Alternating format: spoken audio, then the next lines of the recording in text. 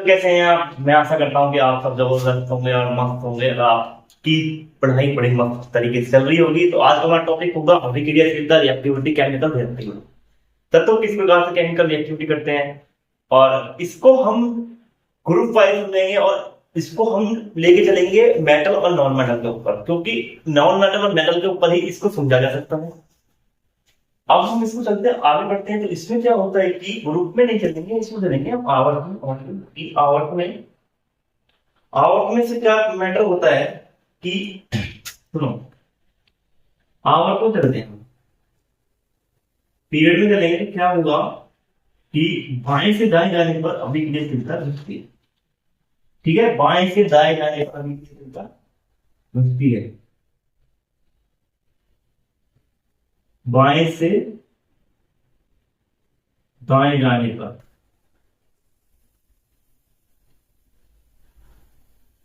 अभिक्रियाशीलता घटती है। समझ में आया? ये बात समझना।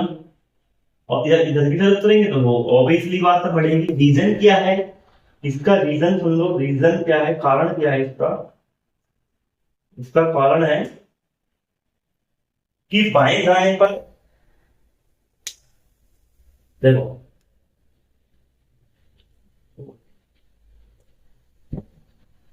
यदि बाएं दाएं पर क्या होता है कि आकार छोटा होता चला जाता है। आकार छोटा होता चला जाता है तो क्या होता है कि नाभिक की तरफ इलेक्ट्रॉन का आकर्षण अधिक हो जाता है। जब ये आकर्षण अधिक हो जाता है तो इसकी इलेक्ट्रॉन को त्यागने की टेंडेंसी जो होती है, इलेक्ट्रॉन को त्यागने की टेंडेंसी जो होती है वो क्या होती है? घट जाती है। वो घट जाती है और इलेक्ट्रॉन की त्यागने की टेंडेंसी घट जाती है तो उससे क्या होता है कि रिएक्टिविटी कम हो जाती है। दूसरी बात कि देखो, दूसरी बात, अब मैं इसे धातु और अधातु में कंपेयर करूंगा। धातुओं में क्या होता है? धातुओं में देखो एस ब्लॉक और पी ब्लॉक, एस ब्लॉक के जो एलिमेंट होते हैं first and second group. First group को क्या बोलते हैं? फर्स्ट ग्रुप है, ये सेकंड ग्रुप है। ठीक है, ये वाले ग्रुप कौन से होते हैं? क्षारीय धातु होते हैं, क्षारीय धातु होते हैं। और इसमें क्या होते हैं? क्षारीय मृदा धातु होते हैं, क्षारीय मृदा। ठीक है, बात समझ में आ गई कि ये क्या करते हैं कि क्षारीय धातु जो होते हैं, मेटल कलेक्टर जो होता है कि ये ऊपर से नीचे जाने पर जो होता है कि इसमें क्या होती है कि बढ़ती है, इलेक्ट्रॉन को त्यागने की टेंडेंसी बढ़ती है। ठीक है, कि इलेक्ट्रॉन को त्यागने की टेंडेंसी बढ़ती है कि ऊपर से नीचे, ऊपर से नीचे क्रियाशीलता बढ़ती है, ऊपर से नीचे क्रियाशीलता बढ़ती है। समझ में? और क्षारीय मृदा धातु में भी बढ़ती है क्या? क्रियाशीलता, क्रिया। ठीक है, अब ये क्यों बढ़ती है, क्यों ऊपर से नीचे जाने पर? इसका कारण क्या होता है कि आकार बढ़ता है, रेडियस बढ़ती है, उसकी त्रिज्या बढ़ती है, तो इलेक्ट्रॉन का नाभिक के प्रति आकर्षण कम हो जाता है, जिससे कि इलेक्ट्रॉन को त्यागने में, इलेक्ट्रॉन को डोनेट करने में उसकी अधिक हो जाती है। इलेक्ट्रॉन को आसानी से डोनेट कर सकता है।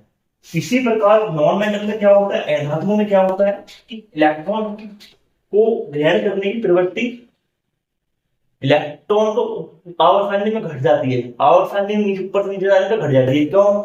आकार बढ़ जाता है तो इलेक्ट्रॉन नाभिक को क्या करता है? खींचना कम कर देता है, तो उनका अट्रैक्शन कम हो जाता है। जब नाभिक के प्रति अट्रैक्शन कम हो जाएगा तो इलेक्ट्रॉन के जो बाहरी, जो आउटर सेल, जो किसी से इलेक्ट्रॉन ले रहा है उसको खींचने की कैपेबिलिटी क्या हो जाती है? कम हो जाती है। उसका मतलब विद्युत ऋणात्मकता कम हो जाती है, इलेक्ट्रोनेगेटिविटी कम हो जाती है। जब इलेक्ट्रोनेगेटिविटी क्या होती है? इलेक्ट्रॉन को अपनी तरफ खींचने की क्षमता।